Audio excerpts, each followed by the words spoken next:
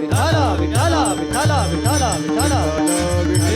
विठ्ठल विठ्ठल बोला पुंडलिक वरदे विठ्ठल श्री ज्ञानदेव तुकाराम माऊली ज्ञानेश्वर महाराज जगद्गुरु तुकाराम महाराज सद्गुरु जोग महाराज की जय सद्गुरु श्री पै महाराज की जय शांती ब्रह्म एकनाथ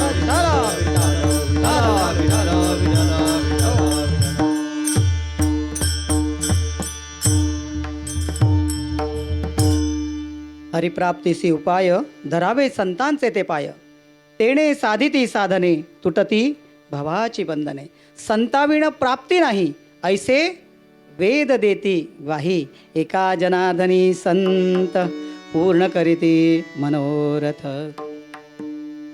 मंडळी, उद्या स्वामी विवेकानंद जयंती येत आहे आणि त्यानिमित्तानं आपण थोडं स्वामी विवेकानंदांचं आपण थोडंसं चिंतन करूया. आपल्याला माहिती आहे, ज्यांनी संपूर्ण जगामध्ये आपल्या भारत देशाचं नाव उज्ज्वल केलं. स्वामी विवेकानंदांनी यांचं पहिलं जे नाव आहे, सुरुवातीचं नाव आहे, त्याला नरेंद्र असं म्हणत. परंतु बंगालमध्ये नरेंद्र असं म्हणत नाहीत, तर नरेन असं म्हणतात. नोरेन काय आहे? नोरेन. आणि कलकत्त्याला कलकत्ता म्हणत नाहीत, तर त्या ठिकाणी काय म्हणतात? कोलकाता. म्हणजे ओचा उच्चार जास्त होतो त्या ठिकाणी. आणि अशा या कलकत्त्यामध्ये एका सत्पुरुषाचा जन्म झाला. विठ्ठल विठ्ठल विठ्ठल विठ्ठल विठ्ठल विठ्ठल विठ्ठल विठ्ठल विठ्ठल विठ्ठल विठ्ठल हो. तर या ठिकाणी स्वामी विवेकानंदांचा जो जन्म आहे तो मकर संक्रांतीचा दिवस आहे. कोणता दिवस आहे? मकर संक्रांती. आणि या मकर संक्रांतीच्या दिवसामध्ये आपण घरोघरी तो सण साजरी करत असताना प्रत्येकाला काय करतो? तिळगुळ देतो. आणि ते तिळगुळ देत असताना आपण काय म्हणतो? तिळगुळ घ्या आणि गोड गोड बोला. पण हे सांगायची वेळच का आली आपल्याला, गोड गोड बोला? कारण आपण बोलत नाही म्हणून. वास्तविक आपण गोड बोललं पाहिजे, हे आपल्या साधू संतांनी ऋषीमुनींनी आपल्याला सांगितलेलं आहे. लक्षात ठेवा. प्रेम सर्वांगाचे ठाई वाचे विठ्ठल रकुमाई बोलू ऐसे बोल जेणे बोले विठ्ठल डोले. बघा, चांगलं बोलल्यानंतर सगळ्यांनाच आवडतं नाही का माऊली? सगळ्यांना आनंद होतो. म्हणून बोलायचं असेल तर चांगलं बोला. म्हणून मी नेहमी सांगत असतो, दुसऱ्याला प्रेमाने चांगलं बोलता येत नसेल तर नका बोलू, परंतु वाईट तरी बोलू नका. दुसऱ्याला चांगलं करता येत नसेल तर नका करू, पण निदान वाईट तरी करू नका. दुसऱ्याला नोकरी लावता येत नसेल तर लावू नका, सत्ता असेल तर. परंतु दुसऱ्याला कामावरून तरी त्याच्या त्या कामामधून त्याला बाहेर तरी काढू नका. दुसऱ्याला नमस्कार करता येत नसेल तर करू नका, परंतु दुसऱ्याला शिव्याशाप तरी देऊ नका. दुसऱ्याच्या मुखात घास घालता येत नसेल तर नका घालू, परंतु दुसऱ्याच्या मुखातला घास तरी काढून घेऊ नका. एवढं जरी केलं तरीसुद्धा आपले संत सज्जन ऋषीमुनी आपल्या वंशाचे जे पुरुष आहेत त्या सगळ्यांचे आपल्याला काय मिळतील? आशीर्वाद भेटतील. म्हणून म्हटलेलं या ठिकाणी की वेदांना सुद्धा आशीर्वाद इथे द्यावा लागतो.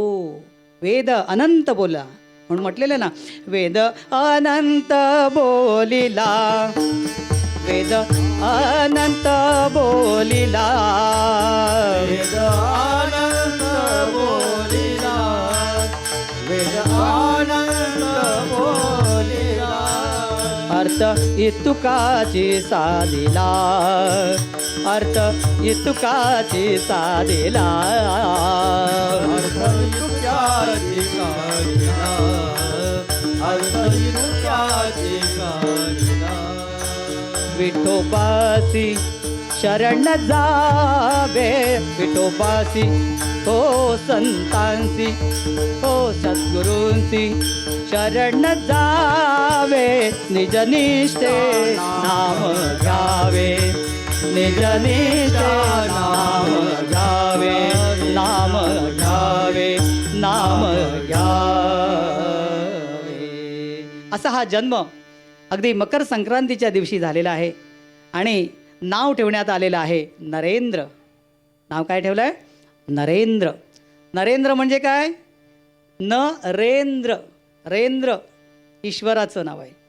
आणि म्हणून हे नाव ज्यांनी सार्थ आणि यथार्थ आपल्या जीवनामध्ये करून ठेवलेलं आहे त्यांचं चरित्र आज आपण पाहतो आहोत. नरेंद्र हे लहानपणी आपल्याला माहिती असेल अत्यंत हूड होते.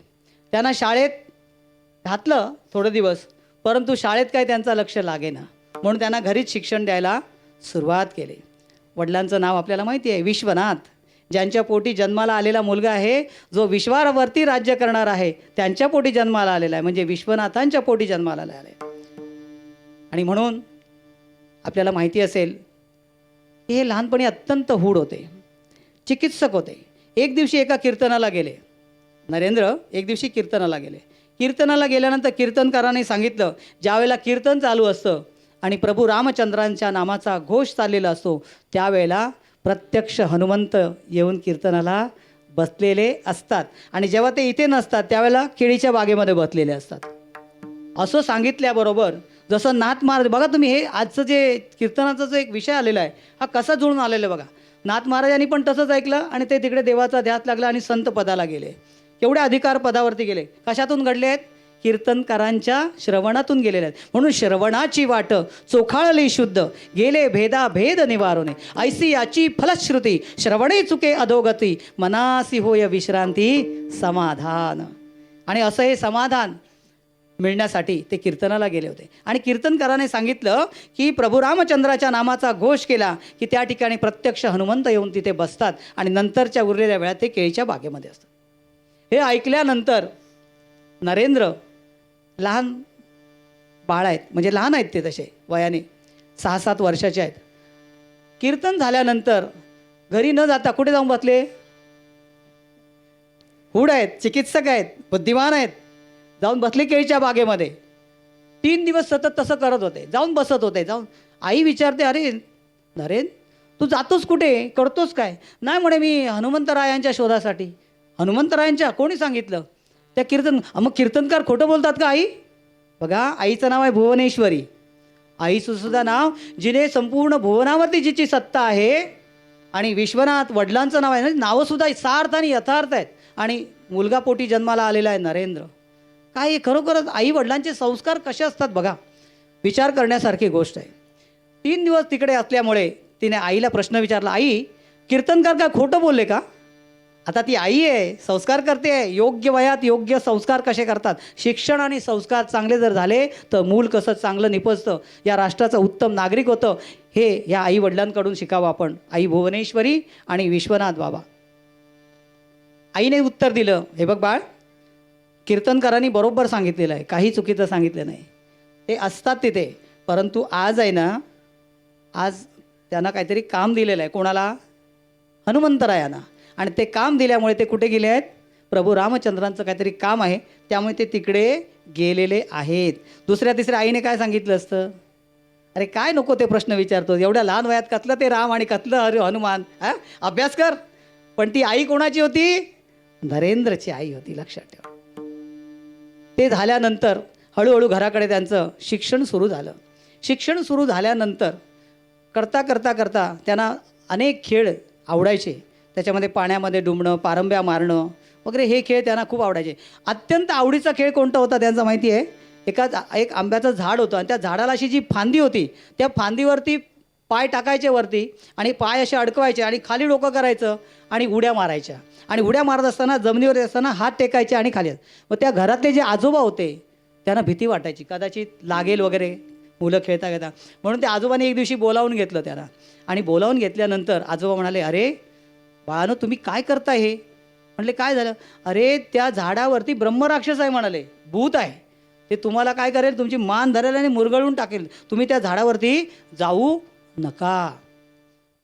आता बाकीची सगळी घाबरली मुलं, पण स्वामी विवेकानंदच ते हो नरेंद्र, हुशार, बुद्धिमान, तल्लक बुद्धी, ज्ञानी. ते म्हणाले, एवढे दिवस जर मी इथे उड्या मारतोय तर माझ्या डोकीला काय त्रास झाला नाही? असतं तर आतापर्यंत काहीतरी त्रास झाला असता की नाही? ज्या अर्थी त्रास झाला नाही त्या अर्थी बाबा काहीतरी आपल्याला खोटं सांगतायत. ते काहीच घाबरले नाहीत. बाकीची मुलं मात्र गेली पळून. हे मात्र मनसोक्त खेळले तिथे आणि आपल्या घरी निघून गेले. अशा प्रकारचं जीवन जगत असताना हळूहळू पुढे एक दिवस नरेंद्र त्यांचं वाढदिवस होता. आणि त्या वाढदिवसाला आता वडील मात्र कोण होते आपल्याला माहिती आहे? वकील होते. आता वकील म्हटल्यानंतर वकिलांचा ड्रेस कसा असतो? वकिलांचा ड्रेस जो इंग्रजांनी तेव्हापासून जो ठेवलेला आहे तसाच आहे. म्हणजे काय? सफेद शर्ट आणि काळी पॅन्ट आणि वरती कोट जॅकेट काळं. आता हा ड्रेस. आणि वकील असल्यामुळे त्यांना घ्यायला एक गाडी यायची. कसली गाडी यायची? घोडागाडी यायची. त्याला बग्गी म्हणतात कलकत्त्यामध्ये. आणि ती जरा मोठी असायची. तर ती गाडी तो नेहमी बघायचा. पण ती गाडी बघत असताना तो जो चालवणारा जो असतो तो वरती बसतो आणि दुसरा जो असा जो भाग असतो त्या बग्गीचा त्याच्यामध्ये कोण बसणार? ते वकील वगैरे जे कोणी प्रवासी असणार ते खाली. पण तो जो चालवणारा आहे तो कुठे? वरती. आता तो त्याचा पोशाख असा फेटा वगैरे लाल फेटा, गळ्यामध्ये मस्त असं पिवळं धम्मक असं तो शालू वगैरे आणि असं ते पितांबर नेतल्यासारखा असा तो त्याचा रुबाबदार पोशाख. तो बघितल्यानंतर नरेंद्राला वाटायचं हा हा हा काय सुंदर आहे, सुंदर आहे. आणि ते त्याच्या डोक्यात बसलं आणि म्हणाला आपल्याला पण काय करायला पाहिजे? तसंच करायला पाहिजे. As you think so you become. आपण जे बघतो, आपण जे बोलतो, आपण जे करतो तसंच आपलं घडत असतं, लक्षात घ्या. आणि एक दिवस हे सगळं तो पाहत होता. आणि त्याची दोस्ती कोणाशी होती जास्त? सगळ्यात जास्त दोस्ती कोणाशी होती? नरेंद्रची. तो जो ड्रायव्हर होता ना, चालवणारा, बग्गी चालवणारा, त्याच्याशी त्यांची दोस्ती होती. आणि नरेंद्र नेहमी सांगायचं मला तुमच्यासारखं व्हायचं आहे, तुमच्यासारखं व्हायचं आहे. झालं बाबा. एक दिवस नरेंद्रचा वाढदिवस आला. वाढदिवस आल्याबरोबर नरेंद्रचे सगळे मित्र गोळा झाले. आता नरेंद्रचे वडील एवढे मोठे वकील आणि मुलाचा वाढदिवस, मग काय तो साधा असणार आहे का? मग सगळी मोठी मोठी प्रांतातली मोठी मोठी माणसं त्या ठिकाणी आलेले होते. पोलीस ऑफिसर आलेले होते, वकील लोक आलेले होते त्या ठिकाणी. सगळी अशी मोठी मोठी मंडळी त्या ठिकाणी आलेली होती. आणि तो वाढदिवसाचा कार्यक्रम सुरू झाला. सगळं काही झालं. आणि आता सगळी मुलं वगैरे अशी बसलेली आहेत सगळी. आता बसलेली असताना चर्चा सुरू झाली. चर्चा सुरू झाल्यानंतर प्रत्येकजण आपापल्या मित्र एकमेकाला सांगतायत. एक जण म्हणतो तू कोण होणार? तर तो एक जण म्हणाला मी इंजिनियर होणार. कोण होणार? इंजिनियर. दुसऱ्या मुलाचं बाप म्हणजे वडील त्याचे ते मोठे हे होते, प्रोफेसर होते. तो म्हणाला मी प्रोफेसर होणार. करता करता प्रत्येकजण आपापल्या वडिलांचा किस्सा तो गुरवत होता. बाकीच्यांना सगळ्यांना काय वाटलं असेल आता? नरेंद्र काय सांगेल? नरेंद्र काय सांगेल? कारण नरेंद्रचे वडील कोण होते? वकील होते, तिकडचे मोठे वकील. मग नरेंद्र पण काय सांगेल? मी पण कोण होणार? वकील होणार. म्हणून सगळ्यांचं लक्ष त्याच्याकडे लागलं आहे, कारण नरेंद्रचा वाढदिवस आहे ना. मग नरेंद्राकडे सगळ्यांचे लक्ष लागलेला होता. नरेंद्रला विचारलं नरेंद्र तू कोण होणार? मी तो बग्गीवाला होणार, घोडेगाडी चालवणारा होणार. आता घोडेगाडी चालवणारा होणार म्हटल्यानंतर सगळे मित्र हसायला लागले. हो काय म्हणाले? होऊन होऊन कोण होणार? वडील ह्याचे मोठे वकील, इकडचे प्रांतातले मोठे वकील. आणि हसायला लागले सगळे लोक. वडील पण म्हणाले अरे वा तू घोडेगाडी चालवणारा होणार, वा वा वा. बाकीचे सगळे आता अजूनच हसायला लागले. म्हणाले एक वेळा मुलाचं डोकं फिरलं आहे, त्याच्या वडिलांचं पण म्हणाले डोकं फिरलेलं दिसतंय, वा वा म्हणतायत. आणि सगळं शांत झाल्यानंतर त्याला विचारलं, नरेंद्राला बाजूला घेतलं आणि विचारलं नरेंद्र अरे तू हे काय दाखवतोयस की मी बग्गीवाला होणार आहे, घोडे चालवणारा होणार आहे? तर बाबा म्हणाले बाळ तू हो बग्गीवाला जरूर हो, पण कसा? त्यांनी बोट दाखवलं. ते घरामध्ये काय लावलेलं होतं? एक आपल्या घरात असतं की नाही चित्र, कोणाचं? अर्जुनाच्या रथावरती सारथी कोण आहे? घोडे कोण चालवतोय? भगवान श्रीकृष्ण आहे. आणि त्याच्या रथाच्या त्या घोड्यांचे जे लगाम आहेत ते कोणाच्या हातात आहेत? भगवंताच्या हातात आहेत. म्हणले हो जरूर रथ चालवणारा हो, पण कोणासारखा? भगवान श्रीकृष्णासारखा हो. म्हणजे तुझ्या रथात कोण बसेल? अर्जुन बसेल. आणि असं सांगितल्यानंतर तेव्हापासून नरेंद्रामध्ये जे काही असं वाढत गेलं, ते तेज वाढत गेलं. कारण उपदेश तसा होता, उपदेशंती ते ज्ञानम ज्ञानीनाम तत्वदर्शन. म्हणजे जेव्हा एखाद्या मुलाला योग्य वयात जर चांगला उपदेश झाला तर त्याचं जीवन कसं घडतं हे आता आपल्या लक्षात येईल. आता हळूहळू जसं मोठा झाला नरेंद्र, जसा जसा मोठा झाला तसं तो एका कॉलेजमध्ये जायला लागला. कॉलेजमध्ये गेल्यानंतर तिथे त्या कॉलेजमध्ये त्याला हिंदू धर्माबद्दल अनेक गोष्टी ज्या आपल्याकडे पूजा अर्चा होतात, होम हवन होतात, तीर्थयात्रा होतात त्याच्यावरती, कारण सगळ्या धर्मातली लोकं त्या कॉलेजमध्ये येत असत. त्यामुळे ती बाकीच्या धर्मातली जी लोकं होती ती आपल्या हिंदू धर्मातल्या या उपासनेला किंवा आपल्या जी तीर्थयात्रा, व्रतवैकल्य, होम हवन, पूजा अर्चा या सगळ्यांवरती ते लोक नावं ठेवत होते. त्यामुळे नरेंद्राला वाईट वाटलं, अरे आपला हिंदू धर्म एवढा श्रेष्ठ आहे आणि आपल्या धर्माला ही लोक नावं ठेवत आहेत, हे काय आहे बरं? आणि त्यामुळे ते नाराज झाले, नास्तिक होतात तशा प्रकारचा थोडासा प्रकार झाला. आणि ते म्हणाले आता काय ह्याच्यात जीवनात अर्थ नाही आहे, आपला धर्म एवढा असा आहे, असं नाही व्हायला पाहिजे, आपला धर्म श्रेष्ठ आहे. आणि घरी आले. घरी आल्यानंतर वडिलांना सांगितलं. मग वडिलांनी 3 वर्ष त्याला आपल्याबरोबर दुसरीकडे कुठेतरी जावं लागलं त्याच्या वडिलांना, विश्वनाथ बाबांना. त्यामुळे त्यांनी 3 वर्ष घेऊन गेला आणि परत इकडे आल्यानंतर त्याला 3 वर्ष ग्रॅज्युएशनसाठी झाल्यानंतर ग्रॅज्युएशन आता पूर्ण झालं. ग्रॅज्युएशन पूर्ण झाल्यानंतर आता म्हणाले शिक्षण पूर्ण झाल्यानंतर आपलं पहिलं काय असतं, आपण काय विचार करतो, एक तर व्यवसाय किंवा दुसरं काहीतरी नोकरी वगैरे. मग आता नोकरी करायची आहे. मग एक दिवस असा झाला, नोकरी शोधण्याच्या प्रसंगामध्ये ते होते. मग एक दिवस आता ते थोडेसे चांगले कलाकार होते, त्यांनी 5 वर्ष गायनाचा क्लास पण केलेला होता नरेंद्रनाथांनी. तर एक दिवस असं झालं, एका त्यांच्या वडिलांच्या मित्राच्या घरी एक कार्यक्रम होता, भजनाचा कार्यक्रम होता. आणि त्या भजनाच्या कार्यक्रमाला संध्याकाळी सगळे जमलेले असताना जो मुख्य गायक होता तो त्या ठिकाणी आलेला नव्हता. तो न आलेला असल्या कारणाने नरेंद्र तिथे होताच. मग आता म्हणाले कोण आलेला नाही आहे, तर आपण काय करूया, नरेंद्राला सांगूया. आणि नरेंद्राला पुढे केला. नरेंद्रला म्हणले नरेंद्र गा आता. आणि नरेंद्राने गायला सुरुवात केली.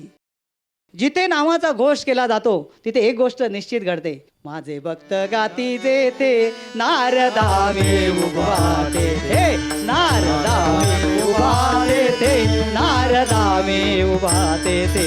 माझे भक्त गाती जेथे नारदामे उभाते ते, नारदामे उभाते ते, नारदामे उभाते. माझे भक्त गाते जेथे नारदामे उभाते ते, नारदामे उभाते ते, नारदामे उभाते.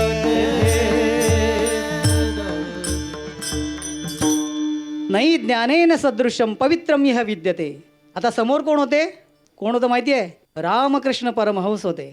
आणि रामकृष्णांनी अंतर्ज्ञानाने ओळखलं हा सामान्य नाही आहे, हा असामान्य आहे. कर्तुम अकर्तुम अन्यथा कर्तुम अशी शक्ती असणारा हा मुलगा आहे. कदाचित याला माहिती नसेल, त्याच्याकडे काय आहे ते त्याला माहिती नाही, परंतु ओळखलं कोणी, सद्गुरूंनी ओळखतात. सद्गुरूंना समोर गेल्यानंतर आपल्याला सगळं ओळखतात ते. म्हणून संत काय बघतात ते बघा, ते ज्ञानदृष्टीने पाहावे. ते ज्ञानदृष्टीने पाहतात. तुमचं शरीर बघत नाहीत संत. संतांकडे गेल्यानंतर त्या उपाधी माझी गुप्त चैतन्य असे सर्वगत ते तत्वज्ञ संत स्वीकारिती. ते चैतन्य किती मस्त आहे, मंगल आहे, दिव्य आहे, पवित्र आहे, हे संत बघतात. तुम्ही किती माळा घातल्या आहेत, किती टिळे लावले आहेत, टोपी घातली आहे, काय बघत नाहीत, काही लक्षात देत नाहीत. ते तुमचं जीवन किती चारित्र्य संपन्न आहे ते संत पाहतात. आणि म्हणून नरेंद्राला ओळखलं. आणि जेव्हा कार्यक्रम झाला, जवळ घेतलं नरेंद्राला, मिठी मारली आणि म्हणाले नरेंद्र घाबरू नकोस, तू एक काम कर, तू माझ्याकडे ये. पण त्यावेळेला स्वामी विवेकानंद ग्रॅज्युएशन पूर्ण करून आता म्हणाले पोटाची चिंता आहे. ज्याला पोटाची चिंता तो परमार्थ कसा करणार. त्यामुळे म्हणाले मला आता काही शक्य होणार नाही, मला कुठेतरी पोटाची व्यवस्था करायला पाहिजे.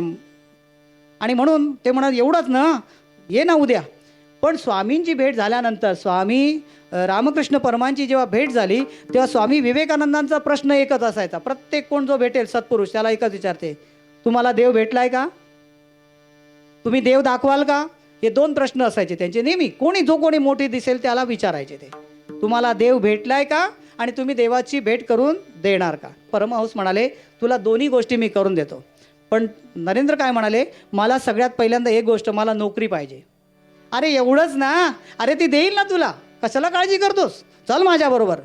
आणि रामकृष्ण परमहंस घेऊन गेले. कुठे घेऊन गेले, काली मातेच्या मंदिरामध्ये. रामकृष्ण परमहंस म्हणाले तुला नोकरी पाहिजे ना, जा जा मातेकडे आणि मातेला सांग, माते मला नोकरी पाहिजे. गेले गाभाऱ्यामध्ये. फक्त रामकृष्णाने त्यांच्याकडे फक्त पाहिलं होतं आणि पाठवलं होतं आतमध्ये. आतमध्ये गेले, हात जोडले आणि डोळे बंद करून मातेकडे मागणार होते.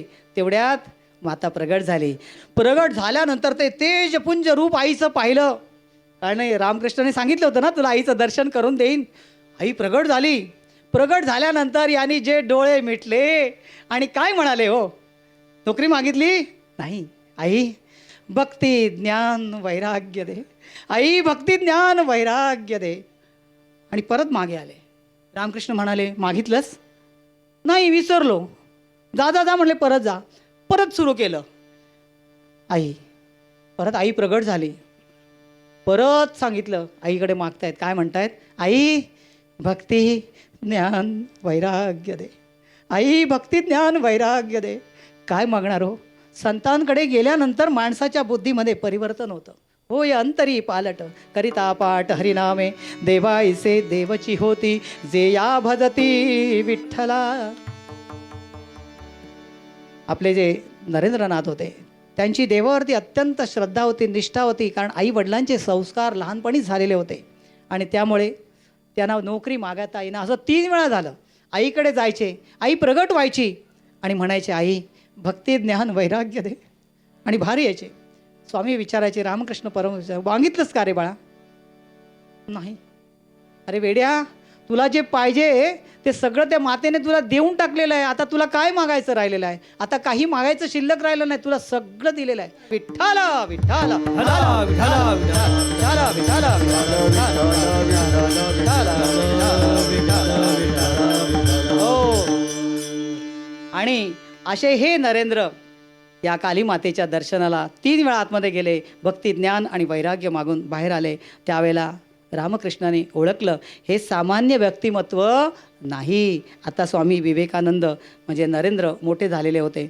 आता रामकृष्णाने त्यांना दीक्षा दिली, संन्यास दीक्षा दिली आणि त्यांचं नामकरण काय केलं आता? स्वामी विवेकानंद. आणि त्या दिवशीपासून हे स्वामी विवेकानंद झाले. आणि साहजिकच ज्यावेळेला एखाद्या शिष्यावरती सद्गुरूंची कृपा होते त्यावेळेला भगवंताची सुद्धा कृपा त्याच्यावरती होते. किंबहुना भगवंताच्या कृपेमुळेच त्याला सद्गुरूंचा लाभ झालेला असतो. कारण सद्गुरूंचा लाभ झाल्याशिवाय भगवंताची प्राप्ती होणे नाही. आपण किती जर आयुष्य घालवलं तरीसुद्धा सद्गुरूंच्या प्राप्तीशिवाय म्हणजे सद्गुरूंच्या मार्गदर्शनाशिवाय आपल्याला देवाची प्राप्ती होणार नाही. वास्तविक देव जवळच आहे. देव जवळी अंतरी भेटी नाही जन्मभरी. दृष्टी विश्वाची चुकली मूर्ती त्रैलोक्य संचली. भाग्याले संत जन झाले देवाचे दर्शन. भाग्याने जेव्हा संत उजळले भाग्य आता अवघी चिंता वारली. संत दर्शने हा लाभ पद्मनाभ जोडला. संतांच्या मार्गदर्शनाशिवाय तुम्हाला भगवंताची प्राप्ती होणार नाही. आणि म्हणून असे हे स्वामी विवेकानंद हळूहळू खूप मोठ्या अभ्यासाने मोठे झाले. आणि करता करता हळूहळू त्यांचं नाव लौकिक सगळीकडे झालं. आणि करता करता त्यांची प्रवचनं व्हायला लागली.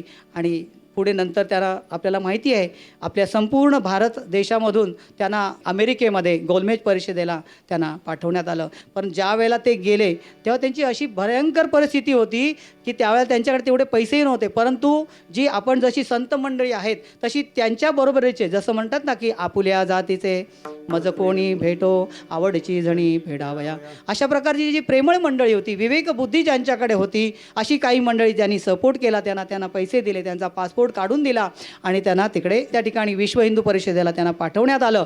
आणि ज्या वेळेला ते तिकडे गेले आणि त्यावेळेला आपल्याला सगळ्यांना माहिती आहे की त्यांना तिथे गेल्यानंतर फक्त 3 मिनटं फक्त बोलायला दिली होती. किती? पहिल्यांदा जेव्हा उभे राहिले सद्गुरूंचं स्मरण केलं आणि 3 मिनटं त्यांनी भाषण केलं. आणि भाषण करता करताच त्यांनी सुरुवातीलाच जे शब्द उच्चारले ते शब्द होते की माझ्या प्रेमळ बंधू आणि भगिनीनो. या 2 शब्दांनी त्यांनी संपूर्ण जग आपलंसं केलं. सगळ्या लोकांनी ते प्रवचन किंवा त्यांचं जे भाषण होतं ते झाल्यानंतर त्यांच्या चरणाकडे लोटांगण घातली. आणि त्यानंतर त्यांनी मागे पाहिलंच नाही. नंतर मग ते हळूहळू या देशातून त्या देशात ते देशातून असं करत करत करत निघून पुढे जात राहिले. आणि जवळजवळ मला वाटतं 39 वर्षाचं आयुष्य त्यांना मिळालेलं आहे.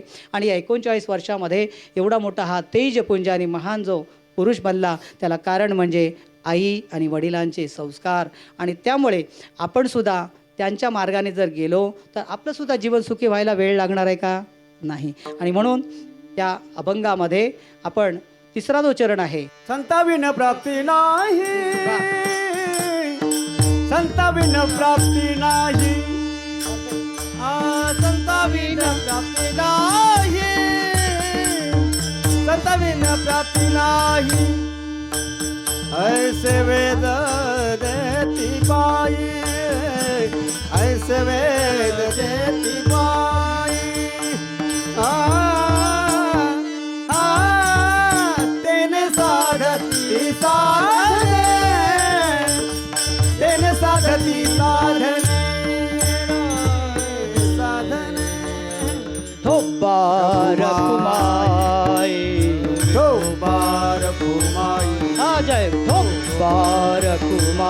रखुमाई जय विठोबा रखुमाई विठोबा रखुमा विठोबा रखुमाई विठोबा रखुमाई विठोबा रखुमाई विठोबा रखुमाई जय विठोबा रखुमाई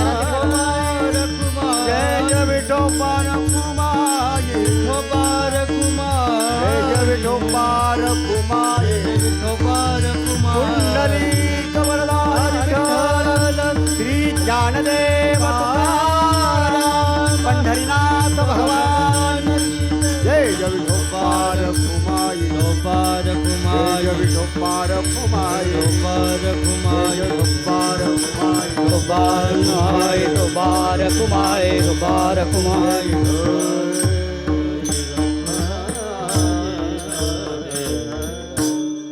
संतावेण प्राप्ती नाही ऐसे वेद देती ग्वाही. वेदांनी सुद्धा साक्ष दिलेली आहे की संतांच्या प्राप्तीशिवाय ऐसे वेद देती ग्वाही. वेद 4 आहेत. कोणकोणते आहेत? ऋग्वेद, यजुर्वेद, सामवेद आणि अथर्ववेद. या 4ही वेदांनी मगाशी आपण प्रमाण पण घेतलं आहे. वेद अनंत बोलला, अर्थ इतुकाची साधला. विठोबासी शरण जावे पण निजनिष्ठे नाम घ्यावे. निजनिष्ठा, निष्ठा कशी पाहिजे? नाम घेणार, आम्ही नामाचे धारक, नामाशिवाय मी पत्रणार. आज लोक पान खातात. मुखात काय असतं बघावं तेव्हा पान. आयुष्य जाते पळपळ प्राण्या तुझला कैसे कळेना, 2 दिवसाची तनु ही सारी आला सरे पाहुणा. हे माणसाला कळत नाही, म्हणून त्याच्यासाठी काय लागते? संगत. आता संगतीच्या बाबतीत बघा, पाण्याचा थेंब आपण सगळ्यांनी बघितलाय. पाण्याचा थेंब जर एखाद्या फुलावरती पडला गुलाबाच्या, तर सकाळी तो कसा दिसतो? मोती दिसतो की नाही? मोत्यासारखा तककतो आणि थोड्या वेळाने तो नाहीसा होऊन जातो. तोच पाण्याचा थेंब तव्यावरती पडला, काय होतं? काय होतं त्याचं? चुर्र होतो नो, नाहीसा होऊन जातो. तोच पाण्याचा थेंब शिंपल्यामध्ये पडला तर स्वाती नक्षत्रामध्ये त्या शिंपल्याचं तोंड उघडं असतं आणि ते पाणी पडल्याबरोबर तो तोंड मिटतो आणि सरळ तळाला जातो आणि जातो तो परत कधी येतो? मोती होऊनच परत येतो. आता तो मोती झाल्यानंतर तो कुठे जाऊन बसतो? अंगठीमध्ये, सोन्याच्या अंगठीमध्ये बसतो. म्हणून संगत धरण्यात माणसाने सावध असले पाहिजे, कारण सत्याचा साक्षात्कार किंवा पूर्ण सत्यानाश करण्याचं प्रचंड सामर्थ्य संगतीत आहे. म्हणून लक्षात घ्या, संगत. वाल्या कोळ्याला कोणाची संगत मिळाली? नारद मुनींची. वाल्याला नारद मुनींची संगत मिळाली आणि वाल्याचा कोण झाला? वाल्मिक झाला. याच्याऐवजी कर्णाला कोणाची संगत मिळाली? शकुनी मामा. शकुनी दुष्ट कर्म करणारा. म्हणून आपला जो कर्ण आहे, कर्णाचं जीवन बघा उद्ध्वस्त झालं, कारण संगतीने. म्हणून संगत ही अत्यंत महत्त्वाची आहे. कोणाची संगत करावी? संत संगतीचे काय सांगू सुख, संत संगतीचे काय सांगू सुख, संगतीचे काय सांगू सुख, संत संगतीचे काय सांगू सुख. अपना परिचय नाही ते, अपना परिचय नाही ते, अपना परिचय नाही ते, अपना परिचय नाही ते. साधू तोर दाना, साधू तोर दाना, साधू तोर दाना, साधू तोर दाना, साधू तोर दाना, साधू तोर दाना, साधू तोर दाना, साधू तोर दाना. संतांचं जे हृदय असतं ना, ते अत्यंत प्रेमाने भरलेलं असतं. ज्या हृदयामध्ये दुसऱ्यांचं कल्याण इच्छिणारे असतात. हित ते करावे देवाचे चिंतन, करून या मन कवीद. आणि म्हणून एका ठिकाणी एक ग्रेट फिलॉसॉफर मर्फी म्हणतात, a grateful heart is always close to the creative forces of the universe, causing countless blessings to flow towards it by the law of reciprocal relationship based on the cosmic law of action and reaction. तुम्ही जशी क्रिया करता तशीच तुम्हाला काय होते? प्रतिक्रिया होते. मग क्रिया काय करायला पाहिजे? सुख द्या सुख घ्या, निसर्गाचा नियम. एक छोटंसं उदाहरण सांगतो आणि आता आपण सांगतेकडे जाऊया. एकदा भगवान गोपालकृष्ण आणि अर्जुन दोघेही सकाळच्या पहारी म्हणजे दिवस उजाडला होता आणि असे चालले होते दोघेही. आता बरोबर कृष्ण असल्यामुळे अर्जुनाला खूप वाटत होतं, अरे वा, आपण काय देवाबरोबर आपण ना. अर्जुनाला थोडासा अहंकार झाला. भगवंत म्हणाले ठीक आहे, हरकत नाही. आणि समोर एक गरीब माणूस आला आणि त्याने हात जोडले, म्हणले दादा मला काहीतरी खायला द्या. अर्जुनाकडे हात घातला आणि हिरे वगैरे होते ते दिले, हिरे माणिक सगळं होतं ते दिलं त्याच्याकडे, खिशात होते त्याच्या. दिल्यानंतर तो माणूस गेला. परंतु तो गेल्यानंतर एका माणसाने ते घेताना पाहिलं होतं आणि जात असताना मध्ये त्याला वाटेत लुटला आणि ते सगळं देऊन धन घेऊन पळाला. हा परत दुसऱ्या दिवशी आला. परत दुसऱ्या दिवशी हे चालले होते कृष्ण आणि अर्जुन. दुसऱ्या दिवशी अर्जुनाने आपल्या हातात अंगठी होती, एक हिऱ्याची चांगली अंगठी होती. ती अंगठी दिली आणि म्हणाला बाबा हे घे आणि आपला सुखी राहा. बरं आता काय गंमत झाली बघा. दुसऱ्या दिवशी सांगितलं त्याला ही अंगठी आता जपून ठेव म्हणून. याने काय केलं, घरी गेला आणि ती अंगठी आपल्या घरामध्ये पाणी भरायचं मडकं असतं ना, असं खोंट्याला लावलेलं, त्या मडक्यामध्ये ठेवून दिली आणि हा झोपला. पण याची बायको दुसऱ्या दिवशी सकाळी उठली, ती रोज सकाळी उठायची आणि ती पाणी भरायला गेली. नेमकी तेच ती घागर होती ती घेतली आणि पाणी भरायला गेली. आता पाणी भरत असताना काय झालं, उलटी करतो ना आपण, अशी उलटी केल्यानंतर ती बुडबुड बुडबुड होते आणि मरते. उलटी केल्याबरोबर ती अंगठी, सोन्याची अंगठी गेली पाण्यात. हा आला घरी, बायकोला विचारलं अगं इथे मी एक वस्तू ठेवली होती, काय झाली. नाही मी पाणी भरायला गेली होती, मला काय माहिती काढलं. झालं दुसऱ्या दिवशी पण तेच झालं. असं करता करता आता तिसऱ्या दिवशी तो परत गेला. तो जो गरीब होता तिसऱ्या दिवशी पण गेला. तिसऱ्या दिवशी गेल्याबरोबर आता अर्जुन म्हणाला बाबा हे काय माझ्याच्याने होणार नाही, भगवंता बाबा तूच आता काय ते कर. भगवंताने हात घातला आणि 2 आणे दिले फक्त. किती? 2 आणे दिले. आता देणारा कोण आहे, भगवंत आहे. भगवंताने दिले 2 आणे. अर्जुन म्हणतो या 2 आण्याने काय होणार, मी एवढं दिलं तर काय झालं नाही, या 2 आण्याने काय होणार आहे. आता जेव्हा ते 2 वेळा त्याने ते 2 दिवस जे घेतलेले आहे अर्जुनाकडून, तेव्हा त्याच्या मनात असा विचार आला होता आता जाईन घरी आणि मस्तपैकी बंगला वगैरे बांधेन आणि आरामात मस्त राहीन, असं 2 वेळा त्याने मस्तपैकी स्वतःचा विचार करत होता. आता तिसऱ्या वेळेला जेव्हा भगवंताने 2 आणे दिले, आता तो विचार करायला लागला 2 आणे घेऊन माझं तर काय होणार नाही आहे. पण समोरून एक बघितलं तर एक मासे पकडणारा एक मासा पकडला होता त्याने आणि तो मासा ना तडफडत होता. कशासाठी, पाण्यात परत जाण्यासाठी, नाही तर तो मारणार होता ना तो त्याला. हा विचार करायला लागला जाऊन दे आता 2 दिवस मी माझ्यासाठी विचार केला, आता जाऊन दे हे 2 आणे त्या मासे विकायला मच्छीमाराला देऊया आणि त्या माशाला घेऊन आपण काय करूया, पाण्यात सोडूया, माशाचा जीव वाचवूया. म्हणून तो मासा त्याने घेतला आणि पाण्यात सोडायला जाणार त्या वेळेला पटकन त्या माशाने उलटी केली.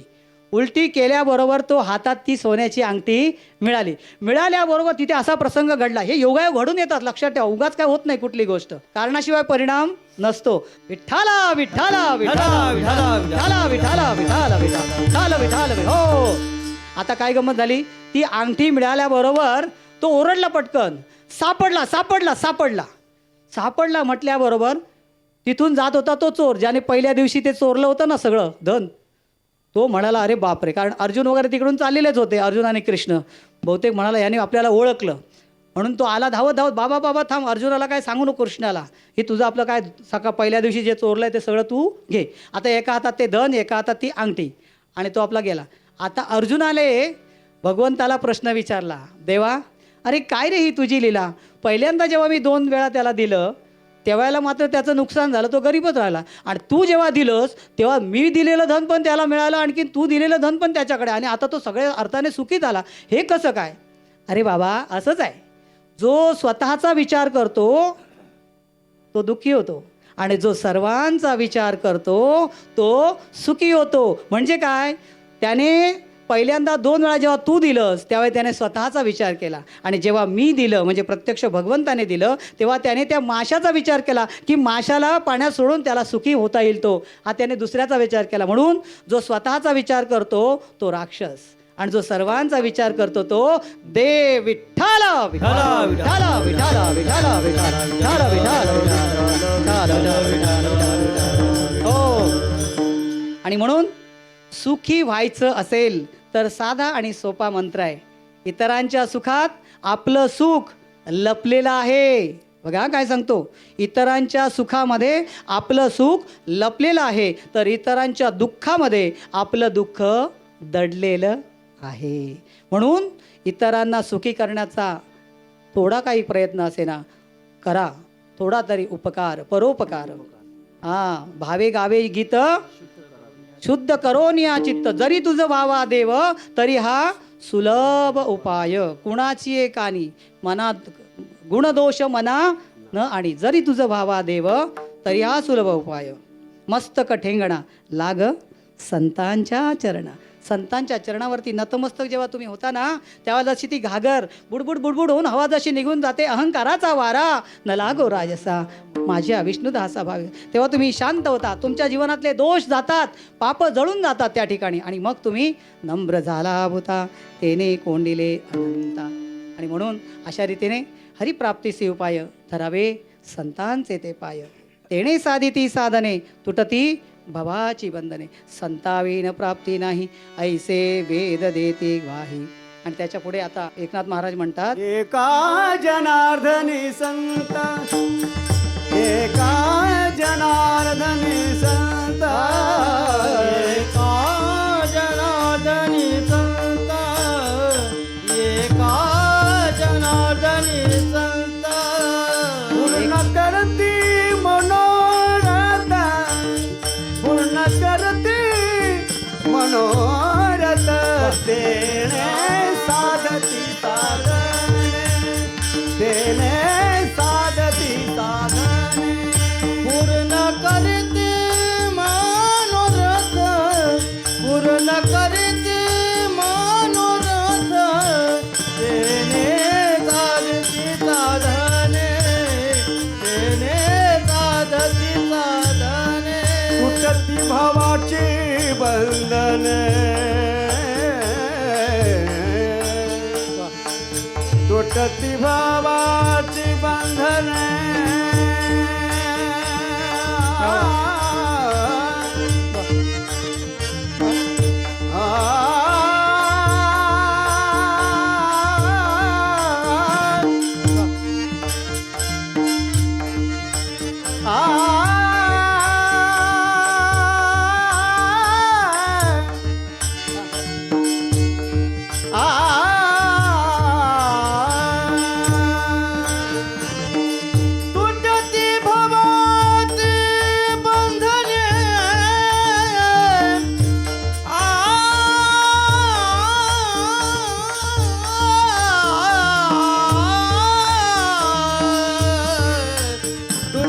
भवाची बंधने, बंधने, बंधने, तुझती भवाची बंधने, तुझती भवाची बंधने, तेने साधती साधने, तेने साधती साधने. एका जनार्दनी संत पूर्ण करीती मनोरथ. मनोरथ याचा अर्थ आहे मनाचा रथ. आता या मनाच्या रथाला 4 घोडे आहेत. किती घोडे आहेत? 4. Think good, wish good, speak good and do good. म्हणजे शुभ चिंतावे, शुभ इच्छावे, वचनी शुभ बोलावे आणि शुभ कर्मांच्या सामर्थ्याने करावे जीवनाचे सोने. जीवनाचं सोनं जर करायचं असेल तर पहिली गोष्ट, लाग संतांच्या चरणा. हरिप्राप्तीसी उपाय धरावे संतांचे ते पाय. संतांविना प्राप्ती नाही ऐसे वेद देती ग्वाही. तेने साधिती साधने तुटती भवाची बंधने. आणि एका जनार्दनी संत पूर्ण करीती मनोरथ. संतांकडे गेल्यानंतर तुमच्या अंतःकरणामध्ये प्रेम दाटून येतं. प्रेम सर्वांगाचे ठाई वाचे विठ्ठल रखुमाई. बोलू ऐसे बोल जेणे जोले विठ्ठल डोले. अशी अवस्था प्रत्येकाला येते. आणि तीच अवस्था ज्याप्रमाणे स्वामी विवेकानंदांनी सांगितलं, मला त्या रथावरती आरूढ व्हायचं आहे, तसंच आपण सुद्धा या रथावरती आरूढ व्हायचं आहे. कोणता रथ? रथाला घोडे किती आहेत? 4. शुभ चिंतावे, शुभ इच्छावे, वचनी शुभ बोलावे आणि शुभ कर्मांच्या सामर्थ्याने करावे जीवनाचे सोने. हा रथ आहे. शुभ चिंतावे, शुभ इच्छावे, वचनी शुभ बोलावे. या 3 गोष्टी झाल्या ही जीवनाचं काय होतं सोनं, आणि या सोन्याची कोणही चोरी करू शकत नाही, लक्षात घ्या. आणि म्हणून असं हे जीवन आपण जगायचं असतं. आणि हे जगण्यासाठी आपल्याला कुठे जायचं आहे? हरिप्राप्तीसी उपाय धरावे संतांचे ते पाय.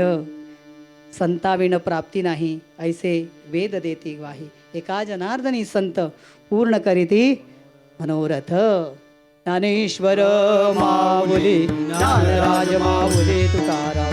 ज्ञानेश्वर माऊली ज्ञानराज माऊली महाराज ज्ञानेश्वर माऊली ज्ञानराज माऊली ज्ञानेश्वर माऊली ज्ञानराज माऊली महाराज ज्ञानेश्वर माऊली ज्ञानराज माऊली ज्ञानेश्वर माऊली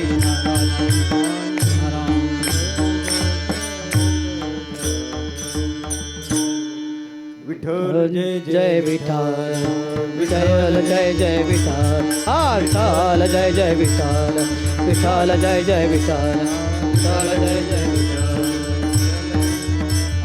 बोलिले पुरे निवा पुरे उत्तरे करा क्षमा अपराध महाराज तुम्ही नाही विचारिला अधिकार व्यापुला. करा क्षमा अपराध महाराज तुम्ही. कामळे ज्ञानेश्वरा रागा पाया पैकी करा क्षमा अपराध महाराज तुम्ही ज्ञानदेव तुकाराम देव तुकाराम ज्ञानदेव तुकाराम देव तुकाराम देव तुकाराम देव तुकाराम तुकाराम तुकाराम तुकाराम तुकाराम तुकाराम. कुंडली गवरदे हर विठ्ठल श्री ज्ञानदेव तुकाराम. माऊलीनाथ महाराज की जय. ज्ञानेश्वर महाराज की जय. जगद्गुरु तुकाराम महाराज की जय. जगद्गुरु जोग महाराज की जय. सद्गुरु श्री पै महाराज की जय. छत्रपती शिवाजी महाराज की जय. छत्रपती संभाजी महाराज की जय. भारत माता की जय.